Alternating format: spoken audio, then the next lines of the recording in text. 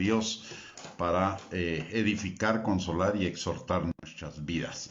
Antes de iniciar el desarrollo de nuestro tema, vamos a orar. Amante Padre, Dios eterno, te damos gracias, Señor, en el nombre de Jesús, por tu amor, por tu gracia, por tu misericordia, por tu benignidad, Señor, para con cada uno de nosotros, Padre.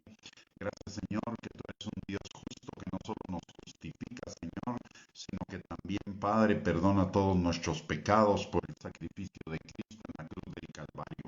Gracias, Señor, porque tú extiendes sobre nosotros cada día tus misericordias que son nuevas, Señor, cada mañana, y que nos permite, Señor, irte conociendo cada día más y conocernos a nosotros mismos, Padre. Te damos gracias porque tú eres nuestro escudo, nuestro protector, nuestra fortaleza.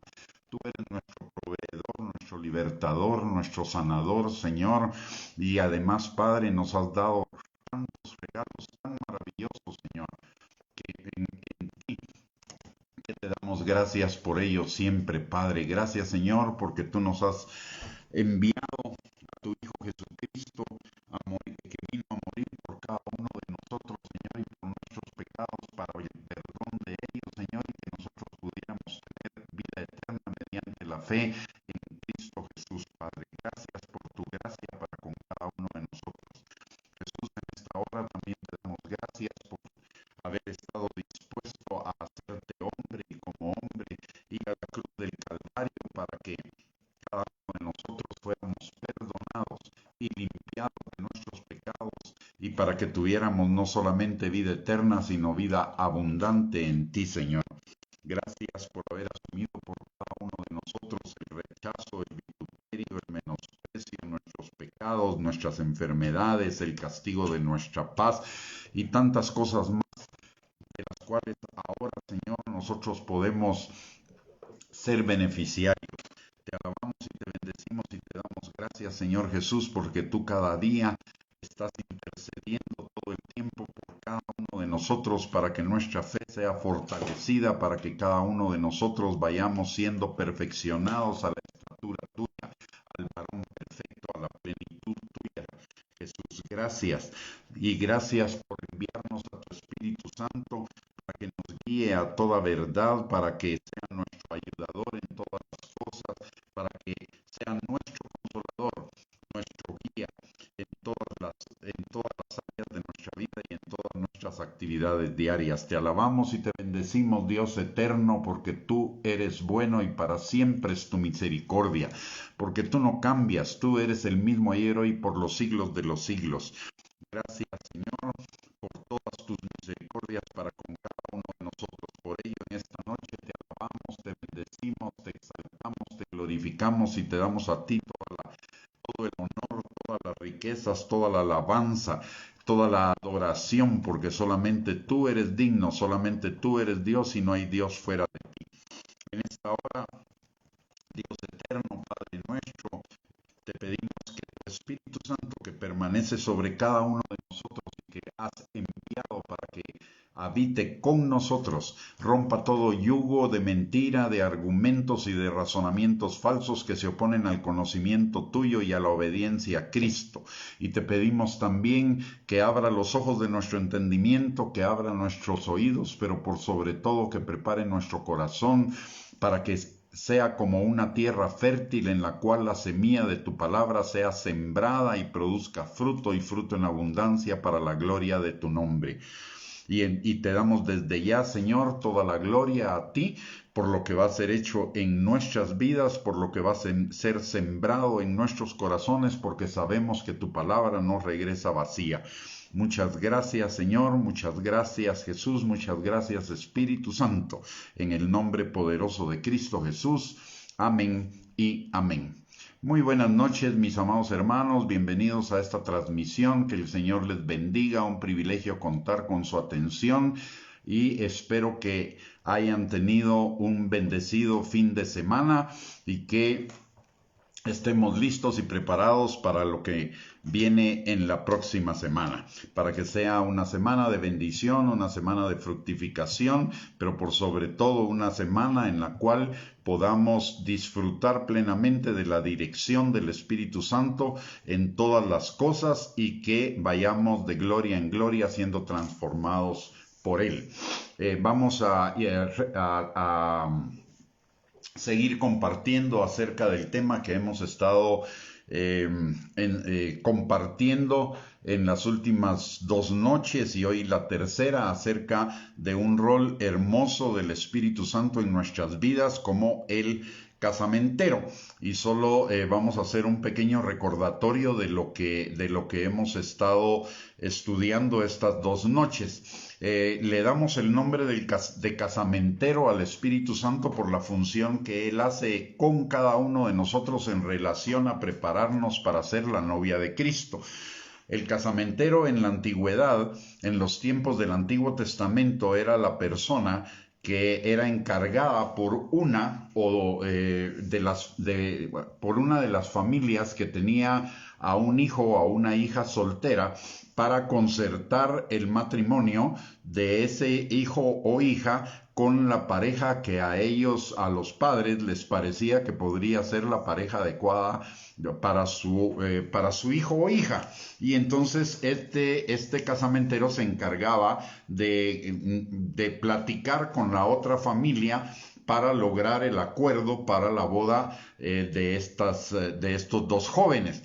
Pero no solamente se encargaba de concertar el matrimonio, sino que además de ello de preparar a los futuros cónyuges para la vida conyugal y hacer todos los arreglos necesarios para que ambos pudieran vivir juntos. Y el Espíritu Santo hace esa función desde el principio. Primero es enviado por el Padre para llevarnos a cada uno de nosotros en todos los pasos necesarios de la salvación, es decir, prepararnos para tener las características y condiciones necesarias para ser la novia del Cordero, y eso se refiere en primer lugar a la salvación. Recordemos que el Espíritu Santo es el que abre los ojos de nuestro entendimiento para que nos resplandezca la luz del Evangelio, es el que pone en nosotros la fe para que la salvación por gracia de Cristo, por medio de la fe, sea en cada uno de nosotros, pero además es quien nos dirige a que nosotros confesemos a Cristo como nuestro Señor y Salvador, de acuerdo a lo que nos enseña 1 Corintios 12:3. Pero el papel del Espíritu Santo en nuestras vidas no es solamente ese, sino que Él viene a ser morada en nosotros para perfeccionar esa obra regeneradora, porque también el Espíritu Santo en la salvación regenera nuestro espíritu, nos da una nueva naturaleza, de acuerdo a lo que nos enseña también 2 Corintios capítulo 5, versículo 17, que si alguno está en Cristo, nueva criatura es. Entonces, a partir de ese momento, la palabra de Dios también nos enseña en Filipenses capítulo 1 y versículo número 6, que el que comenzó la buena obra en nosotros la perfeccionará hasta el día de Jesucristo. Es decir, el Espíritu Santo no solamente nos salva, y nos da una nueva naturaleza, sino que adicionalmente a ello viene a ser morada en cada uno de nosotros para que ese perfeccionamiento de esa nueva naturaleza que nos fue dada vaya ocurriendo de día en día hasta el día de Jesucristo y seamos presentados delante del Señor como una novia gloriosa, limpia, santa, sin mancha y sin arruga, de acuerdo a lo que nos enseña Efesios capítulo 5, versículos del 25 al 27. Y en este sentido, pues vemos claramente, en primer lugar, que el Espíritu Santo nos hace aptos para ser la novia de Cristo en la salvación y va preparándonos cada día por su obra perfeccionadora para llegar a ser esa novia perfecta para Cristo. Y este rol lo podemos ver en una figura del siervo de Abraham que es enviado a la tierra de Abraham, de donde Abraham era originario, para que dentro de su parentela escogiera a la novia, a una muchacha que llenara las condiciones para ser la novia de su hijo Isaac. Entonces vimos el día de ayer que Abraham es tipo del Padre, Isaac es tipo del Hijo, el siervo es el tipo del Espíritu Santo y Rebeca es el tipo de la iglesia. Y ayer estudiamos algunas de las características que necesitaba tener la novia, y una de las características de la novia era obviamente estar apasionada por el novio. Y ese apasionamiento es el resultado de la sed de esta novia por el novio.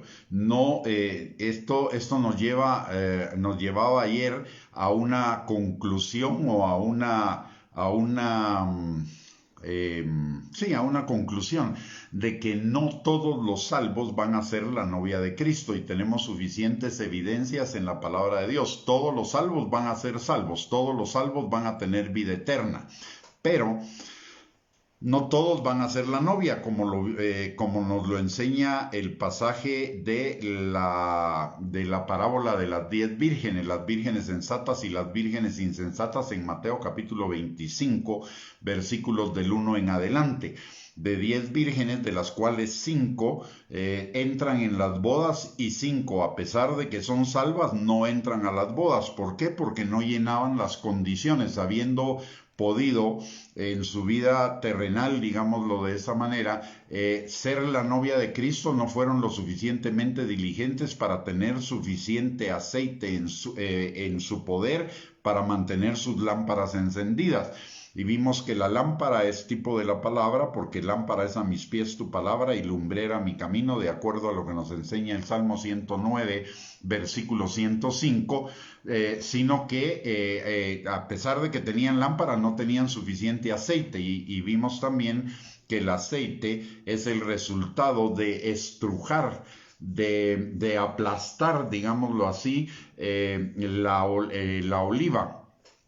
Y la oliva es tipo de cada uno de nosotros, y ese aplastamiento, digámoslo así, de la oliva para extraer el aceite es el resultado de morir, el equivalente en la vida de cada uno de nosotros de negar nuestro yo.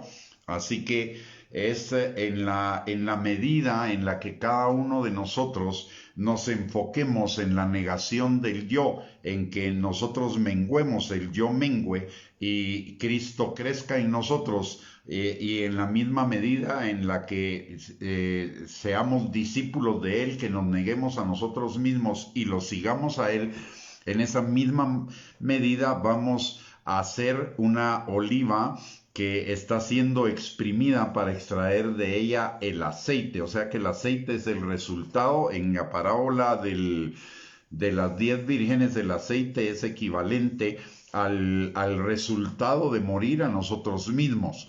Y eso es una obra a la cual el Espíritu Santo es enviado para ayudarnos, de acuerdo a lo que dice Romanos capítulo 8, versículo 13, que nosotros neguemos las obras de la carne por el Espíritu Santo.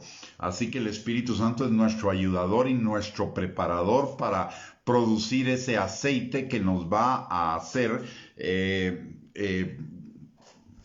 en la vida eterna, va a lograr que seamos la novia de Cristo. Vamos a ver en Génesis 24, que es el pasaje que tomamos como referencia para esta figura del Espíritu Santo, al siervo el día de hoy. Y porque a través del estudio de las características del siervo de Abraham, vamos a poder descubrir lo que el Espíritu Santo quiere hacer en nuestras vidas, por un lado. Y por el otro lado nos va a permitir conocer más del Espíritu Santo, dado que en la mayoría de la cristiandad de hoy, el Espíritu Santo es el gran desconocido. De De hecho, es como la tercera persona de la Trinidad, pero tercera en importancia, y la mayor parte pues se concentran en el Padre o se concentran en Jesús, pero el Espíritu Santo simplemente para muchos es como una fuerza, como un poder, como una unción, pero no una persona real de la misma categoría de la persona del Padre y de la persona del Hijo. Y hemos mencionado anteriormente también que en la Trinidad no hay categorías, hay tres personas que son exactamente iguales en categoría, en esencia, en naturaleza, en eternidad, y que lo único que varía es la función que cada uno desempeña. Entonces no hay competencia ni jerarquías dentro de la Trinidad. Las tres personas son Dios, y las tres personas tienen las mismas características, y estudiamos también en alguna de las enseñanzas anteriores todas las características del Espíritu Santo como una persona. Siente, mira, enseña, habla, redarguye o confronta, se entristece, se alegra, etcétera. Todas esas características hacen del Espíritu Santo una persona. Pero en la mayoría de los casos, el Espíritu Santo es simplemente usado, así claramente, usado para cosas externas, usado para manifestar milagros, para predicar, para las cosas que a algunos les interesa, pero no para enfocarnos en la persona del Espíritu Santo para nuestra transformación interna, como nos lo enseña Ezequiel 34, versículos del 26 en adelante, donde habla que Él nos dará nos dará su espíritu para que nosotros obedezcamos sus mandamientos. Y lo mismo que nos enseña Jesús en Juan capítulo 14, versículo del 15 al 17. El que me ama guarda mis mandamientos, y yo le daré un consolador o ayudador para que esté con ustedes todo el tiempo. Y ese ayudador, ¿para qué es? Obviamente en el contexto es para obedecer la palabra de Dios. Así que esa es la función principal del Espíritu Santo que nos refleja el siervo de Abraham. Para algunos otros también el Espíritu Santo es más que una persona que vive en ellos, alguien que simplemente ya no está en el pleno ejercicio de sus funciones para con la iglesia, y es una figura de alguna manera decorativa en la fe cristiana. Pero cuando vemos exactamente lo que nos ha enseñado, lo que nos enseña la palabra de Dios, vemos que el Espíritu Santo tiene una función primordial, principal, en cuanto a nuestra vida como cristianos. Es el perfeccionador de la obra que Él mismo inició al impartir la salvación de Cristo en la vida de cada uno de nosotros, y continuar perfeccionándola cada día hasta el día de Jesucristo, preparando a la novia. Pero la preparación de la novia requiere una condición, la condición voluntaria de sujetarme, someterme y buscar la presencia del Espíritu Santo en mi vida para esa guianza, para ese perfeccionamiento, para el recordatorio de la palabra, de tal manera que la pueda poner por obra. Y vamos a entrar entonces directamente al pasaje de Génesis 24, a los pasajes de Génesis 24 que nos hablan directamente del siervo de Abraham como figura del Espíritu Santo. En Génesis 24:2 en principio dice: y dijo Abraham a un criado suyo, el más viejo de su casa, que era el que gobernaba en todo lo que tenía: pon ahora tu mano debajo de mi muslo. Eso era un juramento. ¿Y por qué decimos que el siervo es tipo o figura del Espíritu Santo? Muy simple. En el reino de Dios hay dos tipos de seres espirituales. Uno es la deidad Padre, Hijo y Espíritu Santo, y los otros son los ángeles que fueron creados. El Padre, Hijo y Espíritu Santo son increados. Ellos no fueron creados, ellos existen desde siempre y para siempre.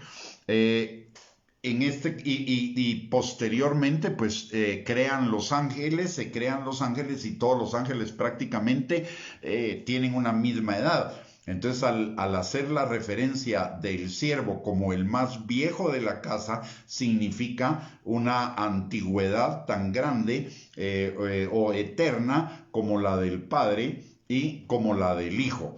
Y además dice que era el que gobernaba en todo lo que Abraham tenía. Y Abraham, tipo del Padre, el siervo gobierna sobre todo lo que el Padre tiene, y esa es la función del Espíritu Santo: ejecutar los planes de Dios, preparar el terreno para el cumplimiento de los planes de Dios, no solo en nuestras vidas, sino también en el mundo. En la creación, la palabra de Dios en Génesis 1 nos enseña lo siguiente. Génesis 1:1 dice, en el principio creó Dios los cielos y la tierra estaba desordenada y vacía, y el Espíritu se movía sobre la faz de las aguas. Y luego de eso ya comienza la parte creativa de Dios en Génesis 1. ¿Qué estaba haciendo el Espíritu?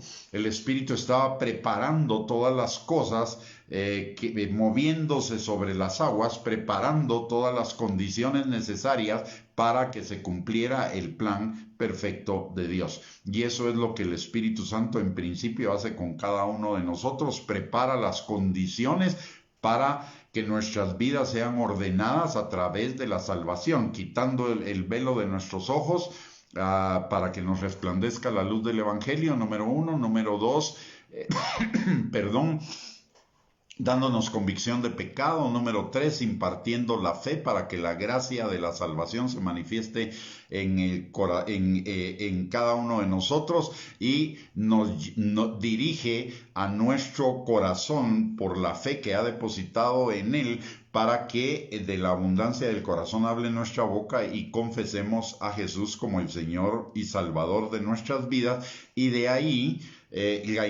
nos imparte una nueva naturaleza, y a partir de esa nueva naturaleza, perfeccionándola, va reordenando todas las cosas de nuestras vidas, y cada uno de nosotros somos testigos de ello. Desde el momento en el cual somos salvos, el Espíritu Santo, Dios a través del Espíritu Santo comienza a ordenar cada una de las áreas de nuestra vida, de manera que vayamos siendo perfeccionados para que toda la creación o el plan de Dios para cada uno de nosotros se vaya estableciendo y manifestando en nuestras vidas. Luego tenemos, en cuanto a esto de que el siervo gobernaba en todo lo que Abraham tenía, es decir, el Espíritu Santo gobierna en todo lo que es del Padre, vemos esa manifestación de hoy como al Espíritu Santo como el ejecutivo de Dios, el ejecutador de la obra de Dios en nuestras vidas. Todo lo que hace Dios el día de hoy en la tierra, lo hace por medio de su Espíritu Santo. La salvación, la regeneración, el empoderamiento de sus hijos e hijas, que es el cuerpo de Cristo, los milagros, las sanidades, los prodigios, etc. El Padre, si escudriñamos las Escrituras, el Padre y el Hijo, la palabra de Dios nos enseña que están sentados en los lugares celestiales, en tanto que el Espíritu Santo es el enviado del Padre para estar en la tierra hoy, es decir, para ejecutar los planes de Dios en la tierra el día de hoy. Si bien es cierto que el Padre, el Hijo y el Espíritu Santo son uno, y el Padre y el Hijo están en el Espíritu Santo, es el Espíritu Santo quien administra y gobierna todas las cosas en la tierra en nombre de la Trinidad completa. En Juan 16:7, por ejemplo, vemos que el Señor Jesucristo dice: pero yo os digo la verdad, os conviene que yo me vaya, porque si no me voy, el Consolador, el Ayudador, el Paracleto o el Espíritu Santo no vendrá a vosotros, pero si me voy, os lo enviaré. En Hebreos capítulo 10, versículo 12, la palabra de Dios nos enseña: pero Cristo, habiendo ofrecido una vez para siempre un solo sacrificio por los pecados, se ha sentado a la diestra de Dios.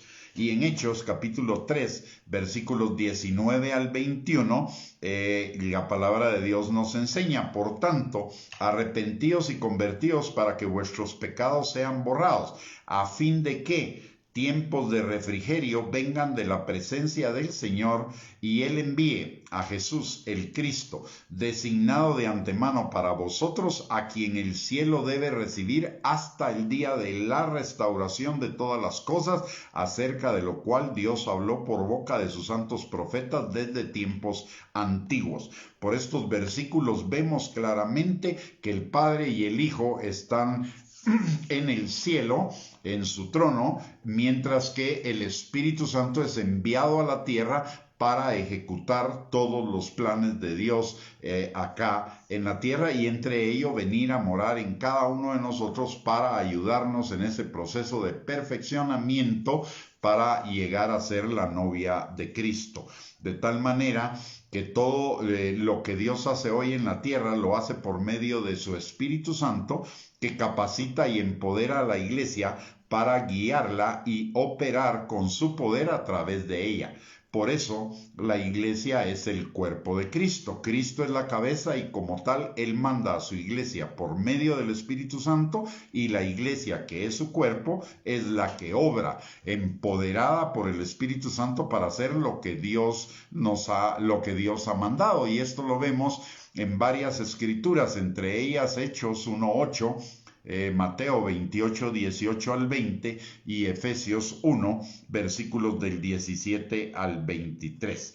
Hoy nuestros conceptos acerca del Espíritu Santo, como lo mencionamos un poco antes, están bastante fuera de foco, porque resulta que el cuerpo le vive pidiendo a la cabeza que haga lo que el cuerpo quiere. Es decir, hay una serie de situaciones o de mandatos que nosotros recibimos por la palabra de Dios y que nos revela el Espíritu Santo, pero sin embargo en nuestras oraciones, en lugar de decirle al Señor, guíanos para hacer tu voluntad, resulta que nosotros le decimos al Señor que haga Él su voluntad, cuando claramente la palabra nos indica que seamos nosotros los que lo hagamos. Por ejemplo, la palabra de Dios nos dice que nosotros debemos crucificar las obras de la carne.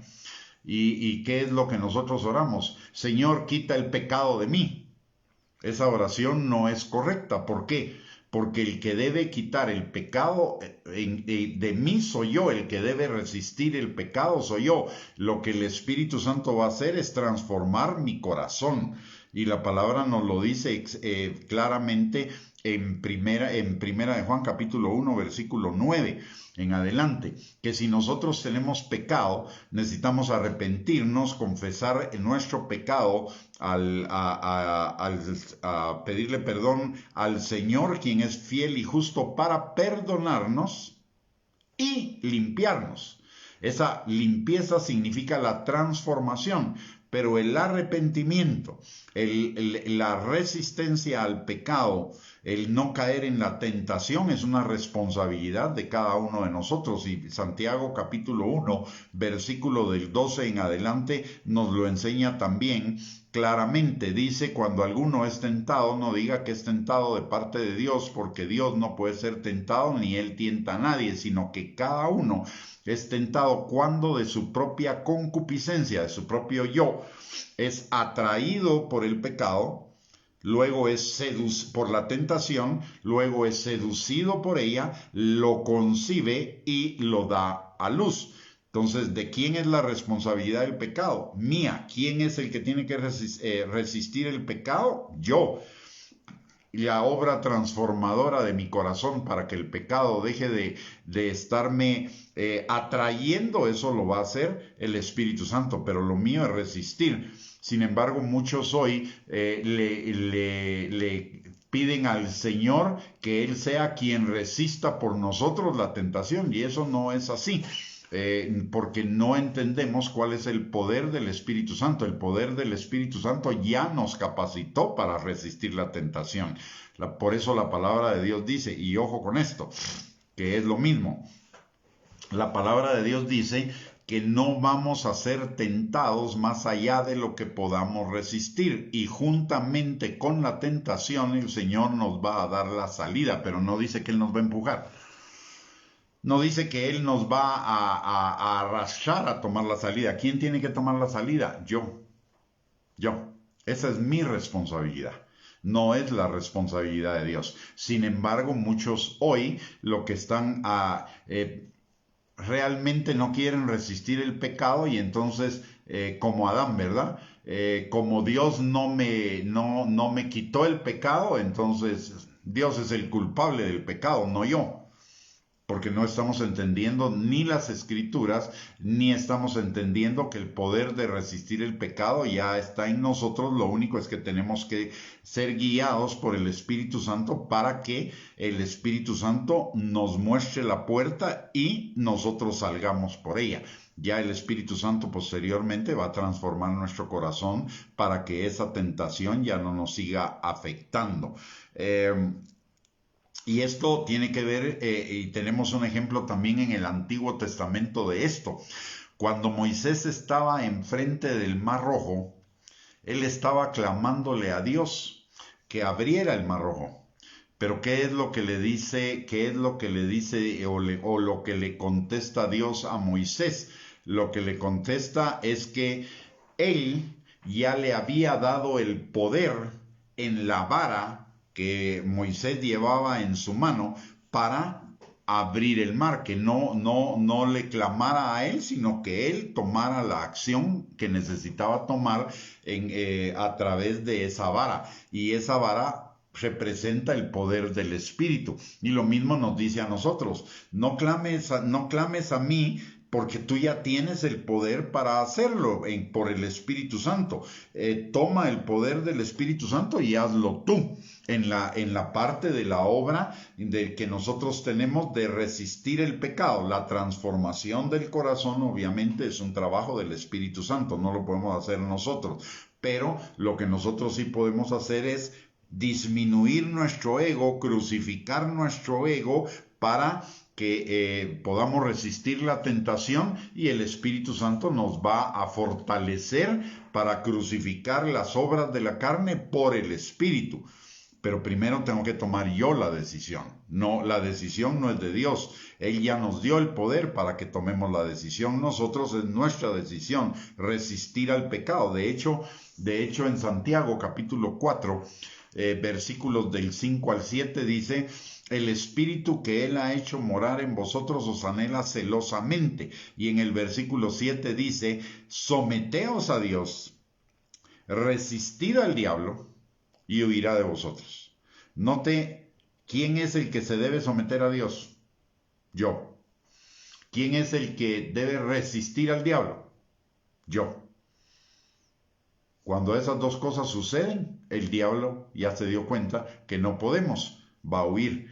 ¿Y cómo podemos resistir, someternos a Dios? Por la guianza del Espíritu Santo, porque el Espíritu Santo nos recuerda la palabra y nos guía.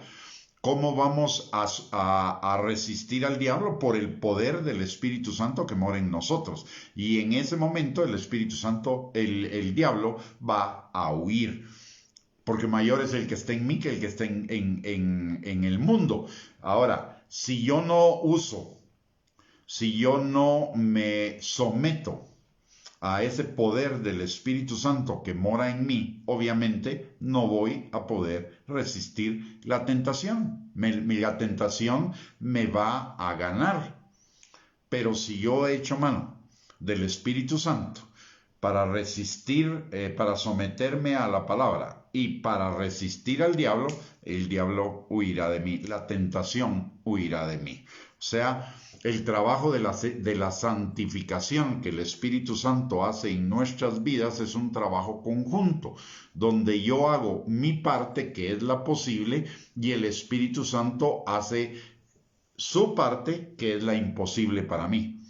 Mi parte posible es someterme a Dios. Y ojo, no estoy solo en eso, porque el Espíritu Santo está en mí. Y el Espíritu Santo es mi ayudador. O sea, al final, la mayor parte del trabajo lo hace el Espíritu Santo. Yo hago la parte mínima, que es negar mi yo. Es no darle gusto, decidir no darle gusto a mi yo. El Espíritu Santo me fortalece en eso porque me ayuda a crucificar las obras de la carne, que lo dice Romanos 8:13. Y una vez que lo resisto y una vez que me someto al Espíritu Santo, al poder del Espíritu Santo, entonces tengo la fuerza, tengo el poder también para resistir al diablo y entonces huirá de cada uno de nosotros. Y eso es la obra del Espíritu Santo de prepararnos para ser la novia de Cristo, paso a paso, paso a paso. No es un evento, es un proceso. Por eso la palabra de Dios dice en Filipenses 1:6, que es la obra del Espíritu Santo, dice, el que comenzó la buena obra en ustedes, salvación, la perfeccionará diariamente hasta el día de Jesucristo. La pregunta que usted y yo nos tenemos que hacer todos los días es, ¿le estoy permitiendo al Espíritu Santo que me perfeccione? Estoy haciendo mi parte para completar, para que el Espíritu Santo complete la obra santificadora en mí. Por eso también en 1 Pedro capítulo 1, versículo 13 al 18, la palabra de Dios dice, como hijos obedientes, ojo, como hijos obedientes, no dice como hijos, le agrega la característica obedientes. Como hijos obedientes, sean santos, como yo soy santo. Entonces, la decisión de la obediencia. Y la obediencia es algo que me corresponde a mí. Por supuesto que el Espíritu Santo me ayuda, pero el inicio de ello es mi decisión de obedecer la palabra de Dios. El resto lo va a hacer el Espíritu Santo ayudándome, pero yo necesito tomar la decisión. La decisión de ser santo aquí en la tierra es mi decisión. En el cielo ya voy a llegar perfeccionado. Por lo tanto, ahí ya no tengo que tomar la decisión de ser santo. Ahí ya voy a ser perfeccionado y ya al ser perfeccionado ya se terminaron las batallas con mi ego, etcétera, etcétera, etcétera. Entonces ahí caminar en la santidad va a ser fácil. Pero antes yo voy a ser entrenado aquí en la tierra para la obediencia. Lo que yo necesito es no solamente ser hijo de Dios, sino ser obediente. Hoy hay muchos que dicen que son hijos de Dios, pero les falta la característica de la obediencia.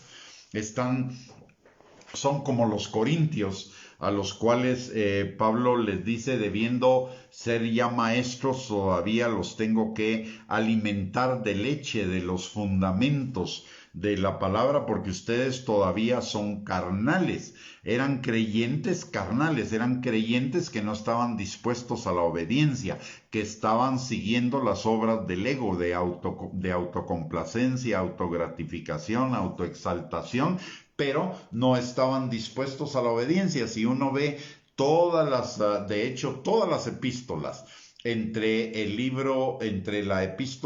todas las epístolas posteriores a Romanos y anteriores a Hebreos, todas esas epístolas son epístolas correctivas a la iglesia.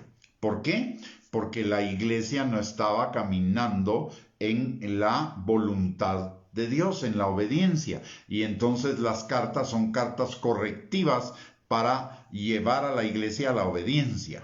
Porque la parte de la iglesia es la obediencia, la parte del Espíritu Santo es empoderarnos para la obediencia y el Espíritu Santo ya vive en nosotros, entonces ya estamos empoderados para la obediencia. La pregunta es, si estamos empoderados para la obediencia, ¿por qué no obedecemos? Jesús mismo lo dice, si ustedes me llaman Señor a mí, pero no me obedecen. ¿Por qué? No porque estemos impedidos de la obediencia, es porque no estamos echando mano del empoderamiento que el Espíritu Santo nos ha dado para la obediencia. Y ese es el principal empoderamiento del Espíritu Santo para nosotros. No es el principal empoderamiento que el Espíritu Santo nos da, no es para hacer milagros, no es para predicar, no es para dones del Espíritu Santo. Es primero que nada para el fruto del Espíritu Santo, para producir el fruto del Espíritu Santo en nosotros. Pero ello requiere de nuestra decisión de ser obedientes. La novia de Cristo va a ser aquellos creyentes que fueron suficientemente obedientes, que hicieron de la obediencia al Señor su enfoque. No quiere decir que sean perfectos, o que todo lo van a hacer perfecto, o que la obediencia va a ser perfecta, pero primero que nada va a haber un enfoque de nuestra vida como creyentes a la obediencia. En segundo lugar, ese enfoque más el empoderamiento del Espíritu Santo nos va a ir haciendo o transformando cada día, paso a paso, en personas santas. Pero tenemos que tener el enfoque y tenemos que tener la decisión y tenemos que tener el anhelo, así como Rebeca tuvo el anhelo de seguir al siervo para ser presentada con el novio. La pregunta es, ¿tengo el anhelo de la obediencia en mi corazón? ¿Es el enfoque de mi vida obedecer la palabra de Dios que ya conozco, que ya tengo en mi mente y en mi corazón, en todas las áreas de mi vida, en todas las circunstancias de mi vida, todos los días? ¿Es ese mi enfoque? ¿O estoy enfocado en que Dios me bendiga, me sane, me unja, manifieste los dones, me prospere económicamente, etcétera? Pero no estoy enfocado en la obediencia. Si no estoy enfocado en la obediencia, no estoy enfocado de la manera correcta en mi vida como creyente. Es más, pareciera que entonces tendría a un Dios que es Santa Claus, regalón, en lugar de tener a un Dios que es rey de mi vida, que gobierna mi vida, que dirige mi vida y que por lo tanto al que yo me someto. Y hoy, desgraciadamente, tenemos que reconocer que una gran cantidad de los que se dicen creyentes no obedecen la palabra de Dios, no están viviendo para la obediencia a la palabra de Dios. Hay obediencia parcial en cuanto a que hay ciertas cosas que si las obedecemos son convenientes para nosotros porque traen aparejada una bendición. Entonces no obedecemos porque realmente querramos obedecer, sino estamos obedeciendo por las añadiduras, cuando la palabra de Dios nos dice en Mateo capítulo 6, versículo 33, que busquemos el reino de Dios y su justicia, la obediencia, y todas las demás cosas nos serán dadas por añadidura. Vayamos entonces ahora al pasaje de Génesis 24:4 para ver otra faceta de el Espíritu Santo como el casamentero. En Génesis 24:4, Abraham instruye a su siervo, sino que irás a mi tierra y a mi parentela y tomarás mujer para mi hijo Isaac. Eso lo encontramos en Génesis 24:4. Notemos algo aquí. Dice, irás a mi tierra y a mi parentela. ¿Cuál es la parentela de Dios? La parentela de Dios, tomando a Abraham como figura de Dios, ¿cuál es la parentela de Dios?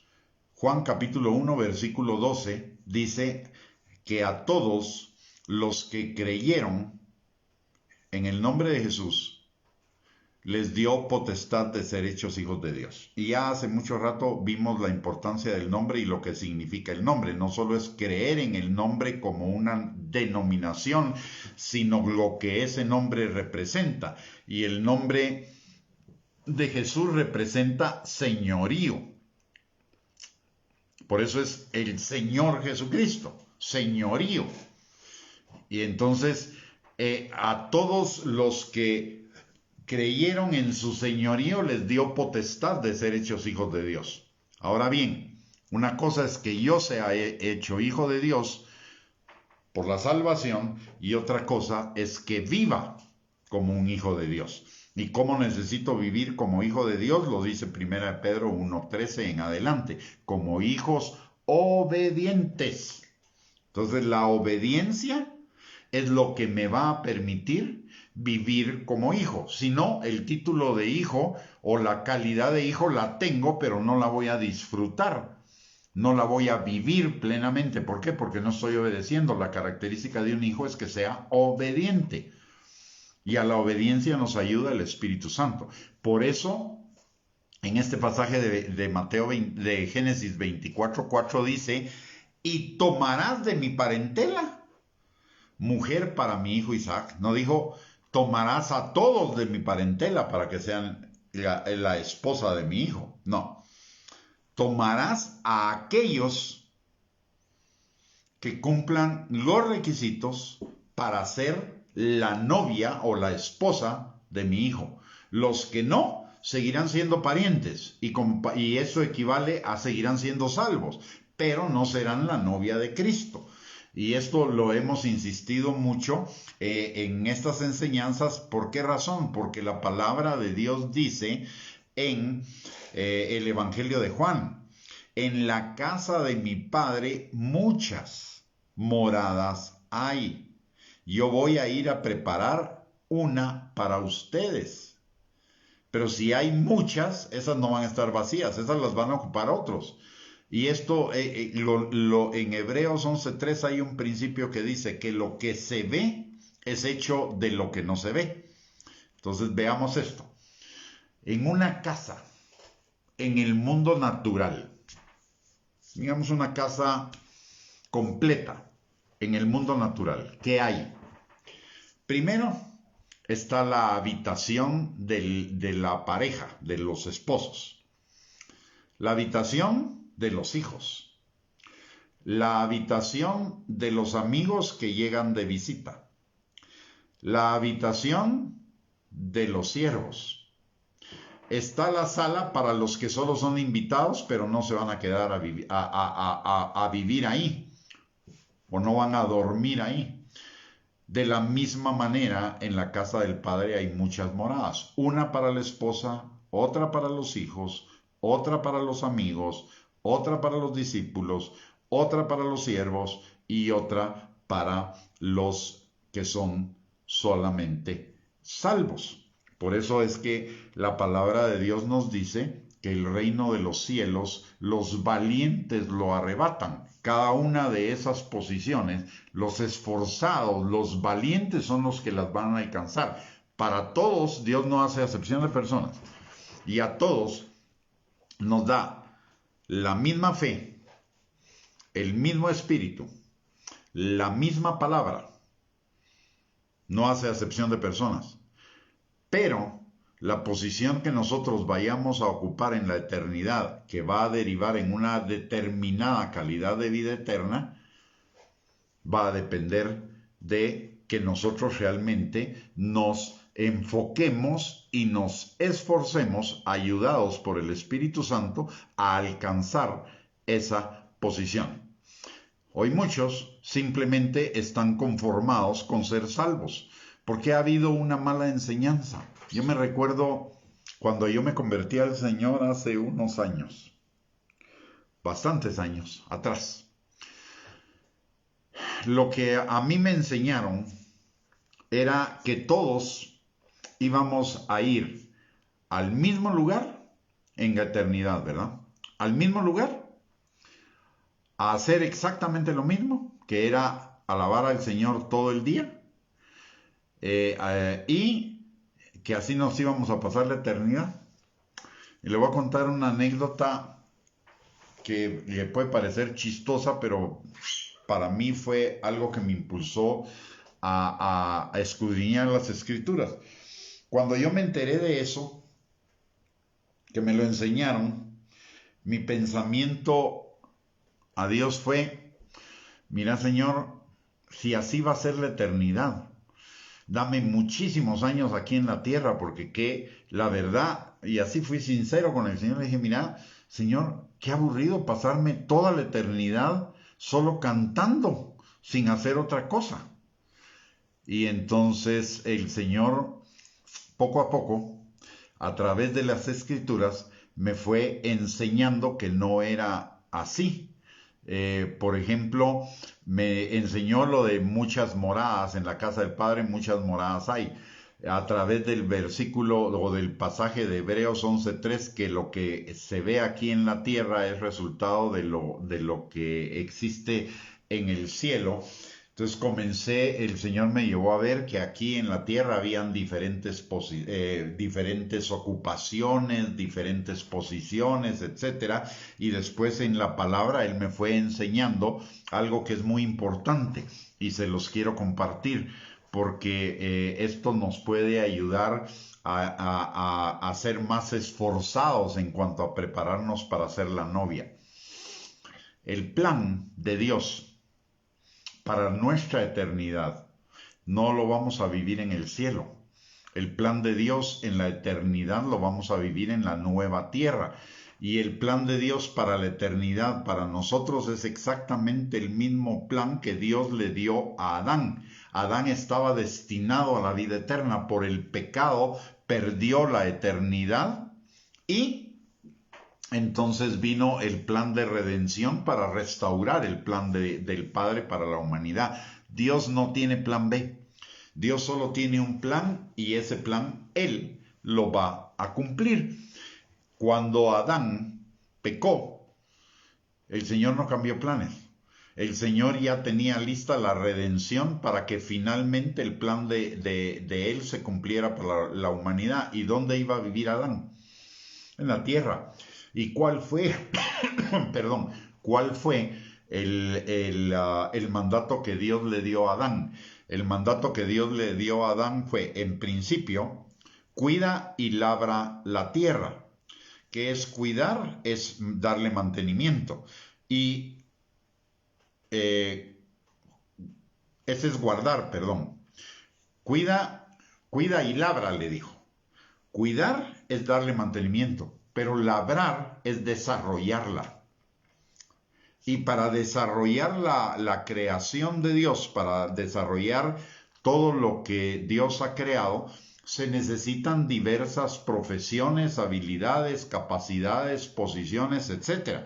Entonces, en la eternidad vamos a hacer exactamente lo mismo, guardar y labrar la tierra.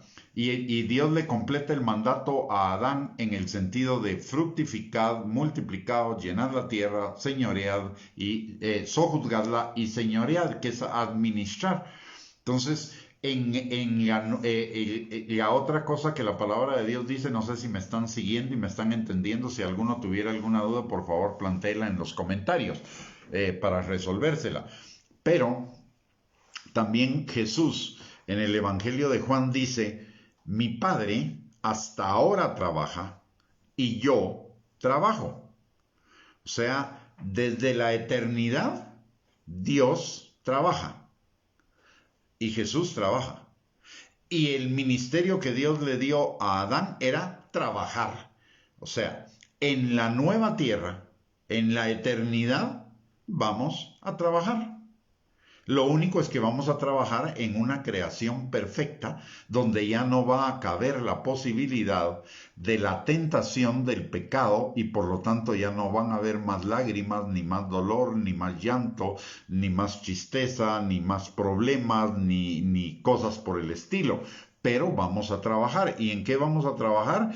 pues en aquello para lo cual hemos estado siendo preparados en esta tierra, y además de acuerdo a las recompensas, los galardones, los tesoros, las coronas que hayamos no merecido, pero sí alcanzado por nuestra obediencia a la palabra aquí en la tierra. Esta es una idea que se las dejo para que la mediten, para que la piensen, y que la vean en la palabra de Dios, porque en la palabra de Dios hay bastante información, no toda la que nosotros quisiéramos tener, pero hay muchísima información acerca de lo que va a ser nuestra vida en la eternidad. Pero eso obviamente la novia, los hijos, los discípulos, los siervos, los amigos, los invitados y los salvos van a tener diferentes funciones en la eternidad. ¿Dónde queremos estar? Obviamente la mejor posición para estar es la de reinar con Cristo como su esposa.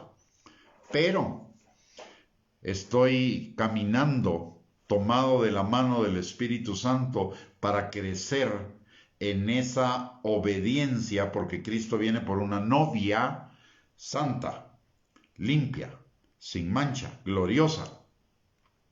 Y eso implica obediencia. Estoy enfocado en ello, estoy enfocado en alcanzar ese perfeccionamiento de la obediencia hasta Cristo.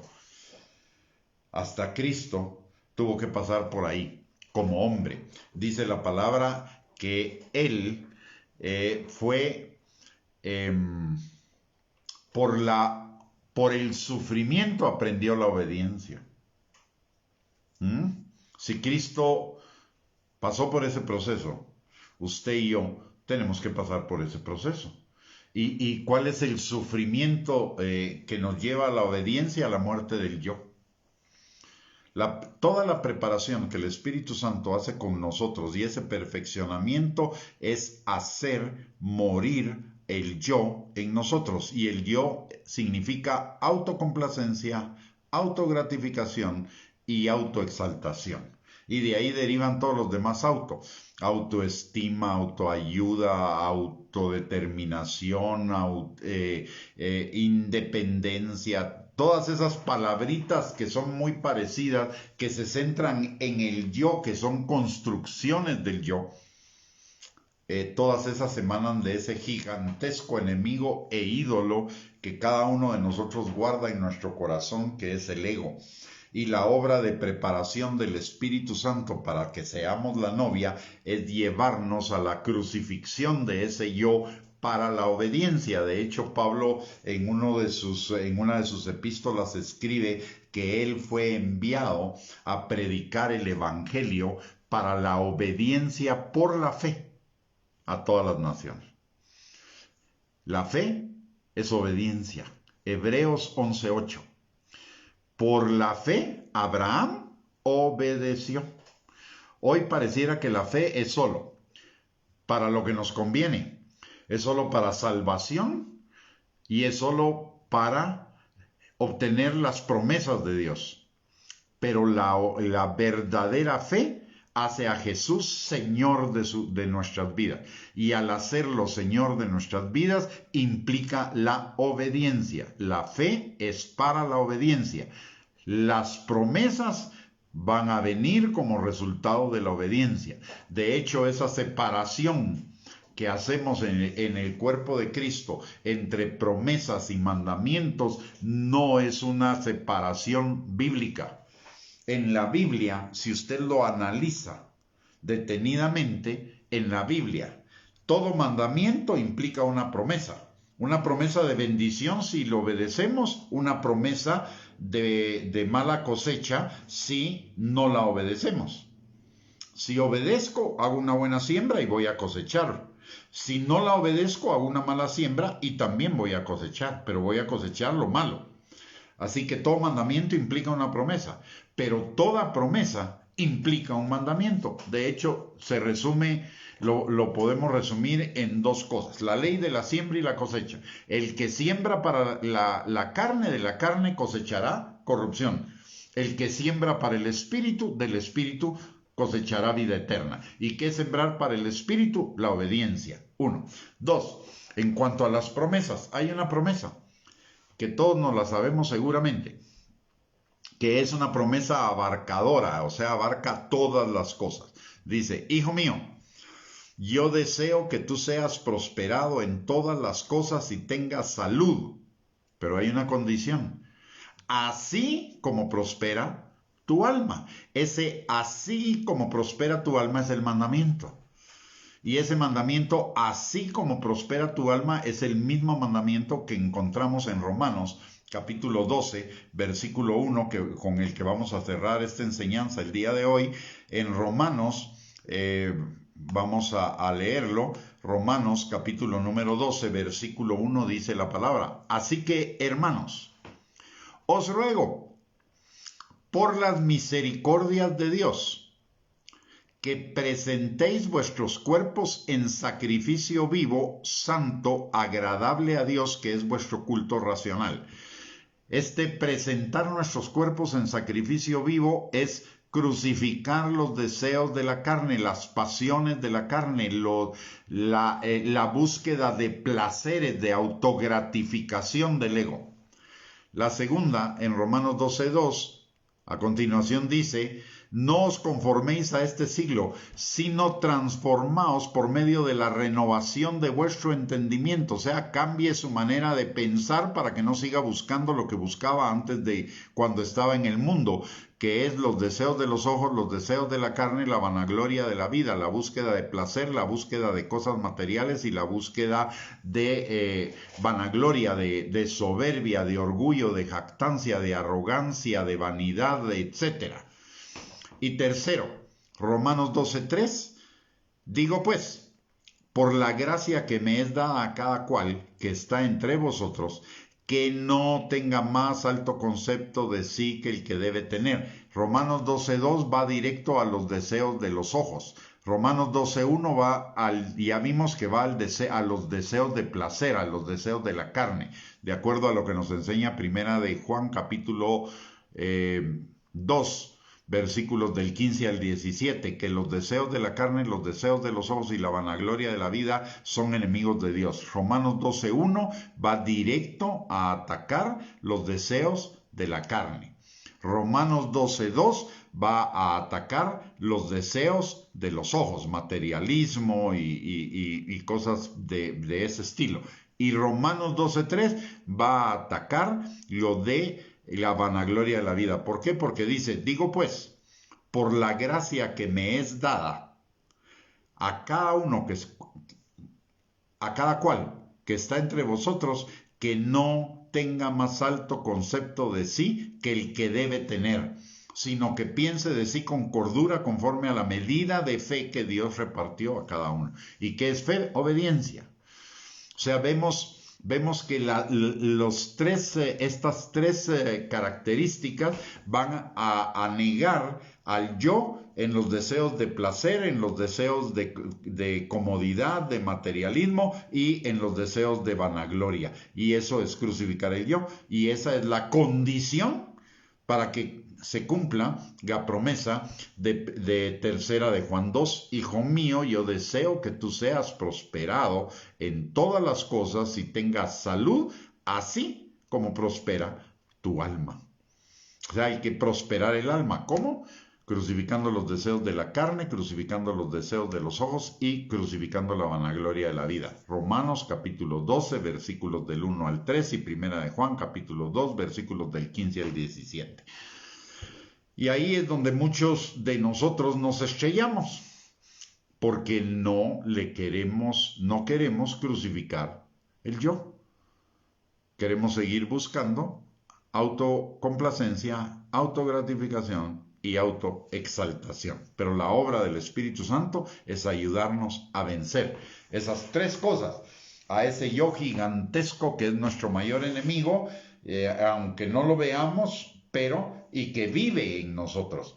Y la obra del Espíritu Santo es empoderarnos para lograrlo. Romanos 8:13. Crucifiquen las obras de la carne por el Espíritu. Así que mis amados hermanos, vamos a terminar esta enseñanza del día de hoy. Y solo que todavía no se me vaya de la transmisión porque tenemos algunos recordatorios y también vamos a orar por cada uno de nosotros y por los nuestros al finalizar. Los recordatorios son, si esta enseñanza ha sido de bendición para su vida, por favor compártala con sus contactos en las redes sociales. En segundo lugar, les recuerdo que tenemos nuestro canal de YouTube a nombre de es @GustavoBianchi, para que usted pueda tener acceso a todas las enseñanzas, a toda la serie de enseñanzas. Son más de 200 enseñanzas que hemos impartido por este medio y que todas ellas van dirigidas a prepararnos para la venida de Cristo, para ser la novia de Cristo. Y si usted se ingresa para ver alguna de las enseñanzas, cuando le aparezca el video hay una palabrita ahí que dice suscribirse. Por favor, háganos la campaña de pincharla. De suscribirse. No tiene ningún costo la suscripción y no tiene tampoco ningún costo el poder tener acceso a las prédicas, pero si usted se suscribe nos está bendiciendo porque eso nos va dando mayores privilegios con YouTube para poder hacer mejores transmisiones y prestar un mejor servicio a usted.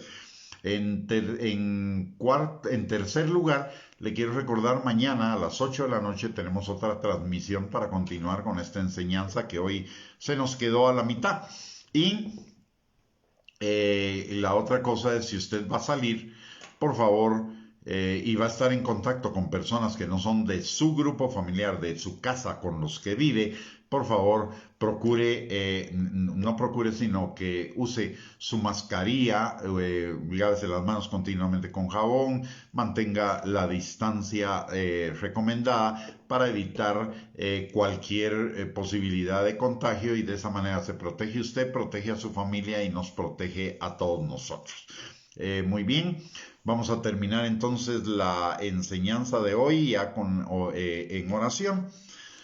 Y vamos a orar todos juntos los unos por los otros. Padre bendito, te damos gracias, Señor, en el nombre de Jesús en esta hora, por el privilegio que nos has dado, Señor, de poder escudriñar juntos tu palabra y de que tu palabra sea sembrada en nuestros corazones para que produzca fruto y fruto en abundancia para la gloria de tu nombre. Señor, que tu Espíritu Santo venga a cada uno de nosotros y nos convenza, Señor, de la importancia primordial de la obediencia a ti, Señor, para que como hijos obedientes seamos santos y como hijos obedientes también, Señor, seamos prosperados en todas las cosas y tengamos salud, así como prospera nuestra obediencia a ti, Señor. Padre, sabemos que tu Espíritu Santo nos ha sido dado para ayudarnos precisamente en la obediencia, Padre. Señor, siembra esa verdad en nuestros corazones como un rema, Señor, de tal manera que vivamos constantemente en la comunión con el Espíritu Santo para alcanzar la obediencia todos los días en todas las actividades y en todas las áreas de nuestra vida, Señor. Y podamos ir siendo conformados a tu imagen para ser tu novia, Señor. Te lo pedimos, Padre, en el nombre poderoso de Cristo Jesús. Y en esta noche, Señor, también aprovechamos ese privilegio enorme que tenemos, Señor, de poder entrar al trono de tu gracia para encontrar misericordia y gracia para el oportuno socorro. Y venimos levantándonos, Señor, a cada uno de nosotros y a nuestras familias delante de ti y pidiéndote, Señor, que tu mano poderosa esté sobre cada uno de nosotros, sanando al que está enfermo, restaurando al que está quebrantado, liberando, Señor, de toda atadura, resultado de mentiras, de fortalezas y de argumentos falsos que el diablo, la carne o el mundo hayan sembrado, Señor, en nuestras mentes y que fortalezcan el yo, Señor. Que tu Espíritu Santo las quebrante, Señor, y nos lleve a un mayor conocimiento tuyo y a una mayor obediencia a ti, Padre. Señor, te pedimos que tú suplas las necesidades de cada uno conforme a tus riquezas en gloria en Cristo Jesús. Que tú, Señor, levantes al que esté caído, fortalezcas al que está debilitado. Si alguien, Señor, está en angustia, tristeza, frustración, decepción o cualquier emoción negativa, Señor, extiende sobre él tu manto de alegría, Padre. Y además, Señor, derrama en su corazón ese óleo de gozo sanador, Señor, que cambia nuestro lamento en danza, nuestra tristeza en alegría, nuestras lágrimas en risa, nuestro duelo en fiesta, Señor. Padre, si alguno está en pecado, Señor, que tu Espíritu Santo lo redarguya para que se vuelva a ti de todo corazón, para que se arrepienta, confiese sus pecados, Señor, y se vuelva a ti de nuevo de todo corazón, Padre.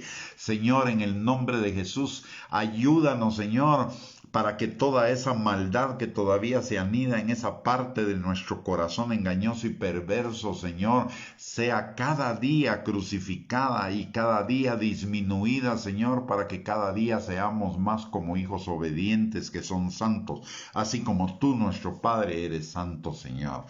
Padre, también te pedimos por todos aquellos de nuestros familiares que todavía no te conocen, que no se han vuelto a ti, Señor. Atráelos con lazos de amor, que se conviertan a ti, Señor, muy prontamente, Padre, para que juntamente con nosotros sean levantados en el arrebatamiento, Señor.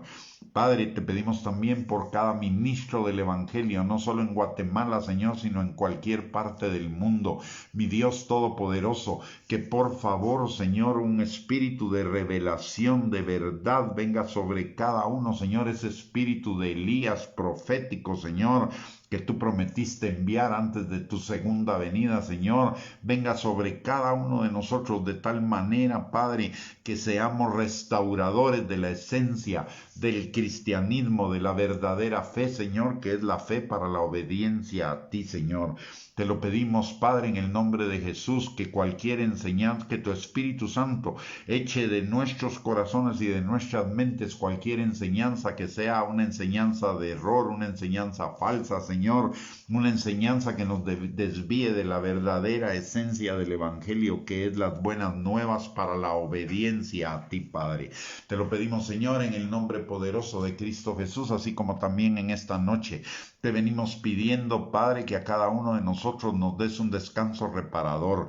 Que, Señor, mientras estamos durmiendo, nuestras fuerzas físicas sean repuestas, Señor. Pero también, Padre, que tu Espíritu Santo trabaje y siembre semillas de eternidad en nuestros corazones y en nuestro espíritu, Señor, para que cada día se conviertan en vida en nosotros, Señor, y produzcan fruto y fruto abundante para la gloria de tu nombre. Señor, mañana es el día que tú hiciste para que nosotros nos gocemos y nos alegremos en ti. Y te pedimos, Señor, que ese gozo, Señor, que es nuestra fortaleza, amanezca en nuestros corazones, Señor, y que nuestro día de mañana sea un día lleno de gozo, lleno de alegría, Señor, y que además de ello fructifique toda la obra de nuestras manos, que también, Señor, sea un día para conectarnos mucho más con el Espíritu Santo y obedecerle y caminar, Señor, en tu buena, agradable y perfecta voluntad para cada uno de nosotros. Y, Señor, de todo lo que te pedimos, te damos desde ya, Señor, la gloria, la honra y la alabanza por lo que tú vas a hacer, Señor, con estas oraciones, porque hemos orado, Señor, conforme a tu voluntad. Y todo te lo pedimos en el nombre poderoso de Cristo Jesús. Amén y amén. Muy bien, mis amados hermanos, que el Señor les bendiga, que tengan una bendecidísima noche y un bendecido lunes, y primeramente Dios lo permita, nos vemos mañana a las 8 de la noche. Les mando a todos muchísimas bendiciones, mis agradecimientos por el privilegio de sintonizarnos, de compartir este tiempo con cada uno de ustedes. Es un privilegio verdaderamente grande del Señor para conmigo. Y les mando a todos un abrazo. Esperamos vernos mañana. Bendiciones.